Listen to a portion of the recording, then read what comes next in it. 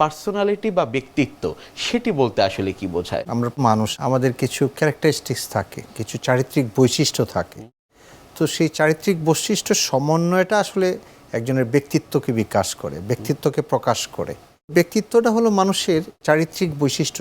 আমি নিজে কিভাবে একটা জিনিস হ্যান্ডেল করি, কোনো একটা চাপ কিভাবে মোকাবেলা করি, আমি একটা পরিস্থিতি কিভাবে মোকাবেলা করি, আমি একজনের সাথে কিভাবে মিশি, কিভাবে কথা বলি, আমি একটা পরিবেশের সাথে গিয়ে কি করি, কিভাবে খাপ খাওয়াই, আমি একটা আবেগকে কিভাবে নিয়ন্ত্রণ করি, একটা আবেগে কিভাবে আমি চলি, একটা বুদ্ধি বিবেচনার মধ্যে আমি কিভাবে কাজ করি, আমার জাজমেন্টটা কীরকম, বিচার বিশ্লেষণটা কীরকম, এই সমস্তটা মিলে ব্যক্তিত্ব। অর্থাৎ আমি কি, আমার পরিবেশের সাথে আমি কিভাবে চলি, আমার আবেগটি কীরকম, আমার বিশ্লেষণটি কীরকম, আমার চিন্তা শক্তি কীরকম, আমার পরিবেশের সাথে আমি কিভাবে খাপ খাওয়াই, এই সবগুলো যদি আমি একসাথে করি তাহলে আমি বলবো যে এটা হলো মানুষের ব্যক্তিত্ব।